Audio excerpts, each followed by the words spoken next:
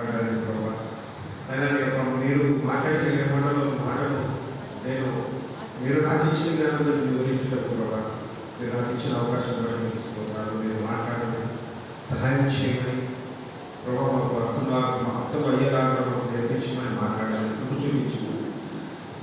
ఆయన ప్రారంభం మొదలుకొని ఎంతవరకు పరిశుద్ధాత్మ దేవ ఘనత మహిమ ప్రభావం వేసుకే కలుగునట్టు వాడుకోండి, మీకు మాత్రమే మహిమ కలుగునట్టు వాడుకోండి. సహాయం చేయండి, మాకు తోడుగా ఉండండి. మా వీడిలో పరీక్ష వేస్తున్నాము నడుచున్నాం తండ్రి. ఆమేన్. హల్లెలూయా.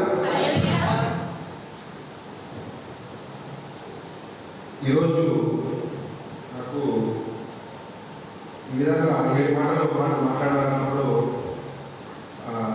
నేను అమ్మగారికి చెప్పాను, నేను 10 మాటలు మాట్లాడతానని చెప్పాను. మరి లూకా సువార్త 23:34 ఒకసారి చదివినట్లయితే 23:34 లూకా 20. యేసు తండ్రి మీరేమి చేయుచున్నారో వీరు ఎరుగరు కనుక వీరిని క్షమించమని చెప్పాను. దేవుడికి స్తోత్రం కలుగుగాక. అంటే ఇదంతా అంటే ఈరోజు యేసు ప్రభు సిలువ వేయబడడానికి సిలువ వేయబడతారు ఇలాంటి రోజు వస్తుందని చెప్పేసి మనం పాత నిబంధనలుగా చూసాం. పాత నిబంధనలు యెషయా గ్రంథం 53:12 మనం చూసాం. పాత నిబంధనలు చదువుకున్నప్పుడు అర్థమైంది.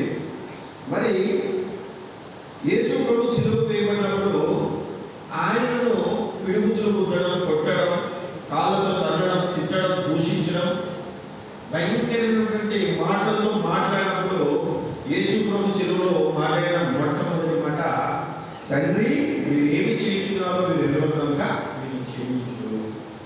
ఇక్కడ మన దైనందిన జీవితంలో అంటే మన డైలీ లైఫ్లో మనం నేర్చుకోవాల్సిన అంశం అంటే ప్రతి ఒక్క బైబిల్లో ప్రతి ఒక్క సందర్భం నుంచి ప్రతి ఒక్క మాట నుంచి ఎందుకు జరిగి ఉంటుందంటే మనం అక్కడ లేము, మనం చూసి ఉంటాం. కానీ ప్రతి ఒక్క మాట ప్రతి ఒక్క సందర్భంలో మనం ఏదో నేర్చుకోవాలి. ఇక్కడ యేసు ప్రభు మాట్లాడిన మొట్టమొదటి మాటలో తండ్రి మీరు ఏమి చేస్తున్నారో మీకు తెలియదు కాబట్టి వీరిని క్షమించు. అంటే ఇక్కడ మనకు ప్రధానమైనటువంటి అంశము మాట ఏంటంటే క్షమించు. ఇక్కడ మనం క్షమిస్తున్నామా? మనం క్షమిస్తున్నామా? యేసు ప్రభు అంత బాధలో కూడా అంత వేదనలో కూడా ఆయన తెలుసు ఎందుకంటే తండ్రి మన కొరకు ఆయన భూమి పంపించినప్పుడు వెనకడలేదు. తండ్రి ఈ బాధలకి పడతాడు నా కొడుకు అని తండ్రికి తెలుసు. అంటే ఇప్పుడు జేమ్సన్ ఉన్నాడు, బిడ్డని ఆశ పంపించాడు తెలుసు, అక్కడ ఫుడ్ బాగుండదని తెలుసు, బెడ్ బాగుండదని తెలుసు, వసతి సరిగ్గా ఉండదని తెలుసు, అన్నీ ఉన్నాయని తెలుసు. కానీ ఏం చేశాడు? ఎడ్యుకేషన్ వాళ్ళ లైఫ్ కొరకు వాళ్ళ ఇది కొరకు పంపించడం జరిగింది.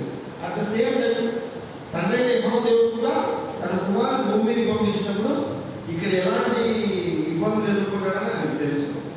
కానీ అంత ఓపిక అంత సహనము తోటి యేసు ప్రభు శిలువలో పలికిన మొట్టమొదటి మాట, వీరికి తెలియదు కనుక వీరికి క్షమించు. తండ్రికే చెప్తున్నాడు. అంటే దేవునికి జరిగేది తెలుసు, జరిగిపోయేది తెలుసు, జరిగేది తెలుసు. అంటే నేను ఈరోజు వీరికి రాకముందు ఏదో 1 డేస్ శుద్ధిగా ఉండొచ్చు. ఈ 2 రోజులు 3 రోజుల క్రితం నేను చేసిన పాపాలన్నీ దేవుడికి తెలుసు కదా. నా నోటి ద్వారా చేసిన పాపాలు తెలుసు కదా, నా చూపుల ద్వారా, నా నడవడికల ద్వారా నేను చేసిన ప్రత్యేక పాపం తెలుసు కదా. అట్లా ఇదంతా దేవుడు ఏమంటున్నాడు?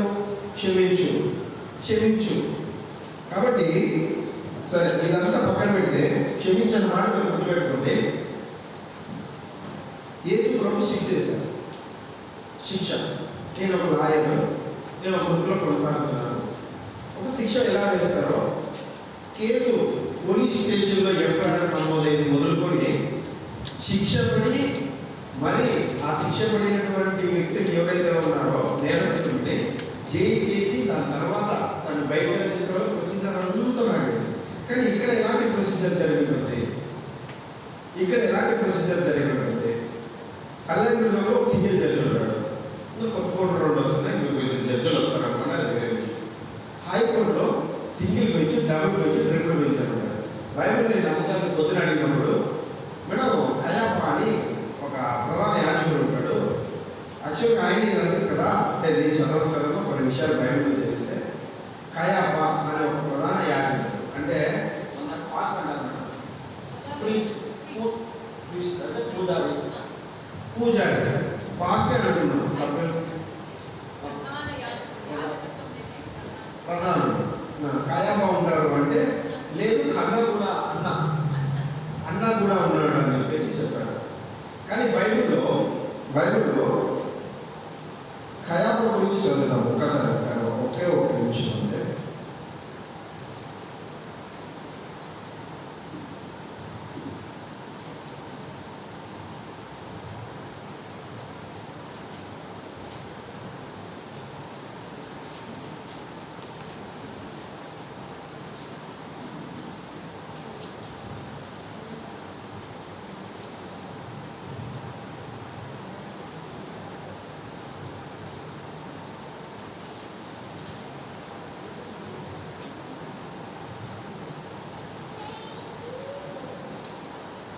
వస్తాయి కదా, ఎక్కడ రాశారు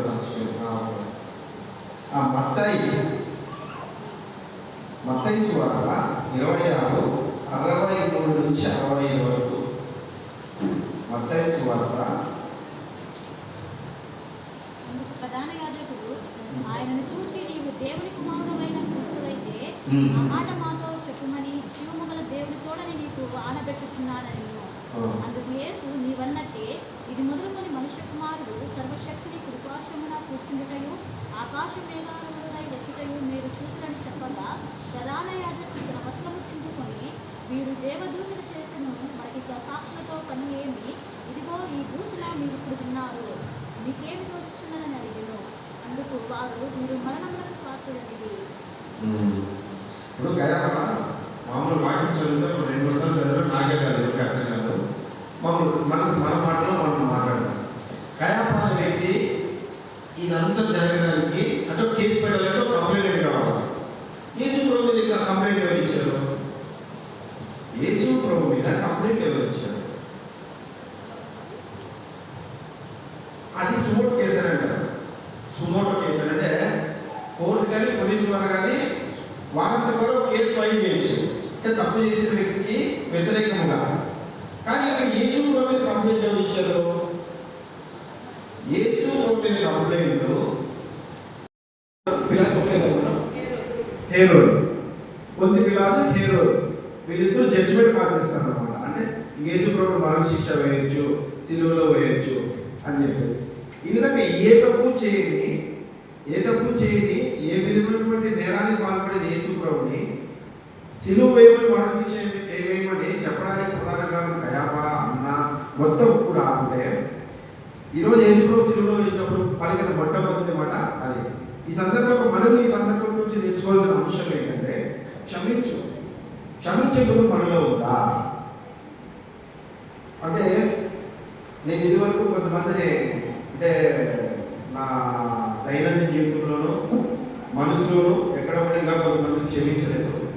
కానీ ఈ మాట విన్న తర్వాత ప్రతి సంవత్సరం వినడం, కానీ నేను బోధించాలనుకున్నప్పుడు, నేను చదువుకుంటున్నప్పుడు లేదు నేను కూడా వారిని క్షమించాలా, ఎందుకు నాకు వారితో వారి దగ్గరికి పోకపోతే సరిపోతుంది కదా, వారితో మాట్లాడకపోతే చాలు, వారు దూరం ఉంటే చాలు, క్షమించేయాలా అని చెప్పేసి అనిపించింది. అందుకు మన రియల్ లైఫ్లో కూడా మనకు కొంతమంది క్షమించలేకుండా ఉన్నాం. అంటే భర్తలు, భార్యలు, పిల్లలు, బంధువులను, ఫ్రెండ్స్ని, వీరిని ఈ విధంగా కాకుండా మనం మన దైనందిన జీవితంలో ప్రతి కూడా మనం చేసే చిన్న తప్పులను క్షమించగలిగితే మన లైఫ్ సాఫీగా సాగుతుంది. అదేవిధంగా దేవుడు మనకి 7 మాటల్లో కూడా క్షమించు అనే మాట మొట్టమొదటి మాట కాబట్టి ఇది దేవుడు మనకి ఇచ్చినటువంటి ఒక వరం కాబట్టి మనం క్షమించగలిగితే ఆయన సిలువలో పలికిన 7 మాటల్లో ఒక మాటను మనము డైరెక్ట్గాను ఇండైరెక్ట్గాను తెలిసి తెలియకగాను మనం నెరవేర్చిన వాడు అవుతాం. దేవుడి కొద్ది మాటలను దీవించి ఆశీర్వదించి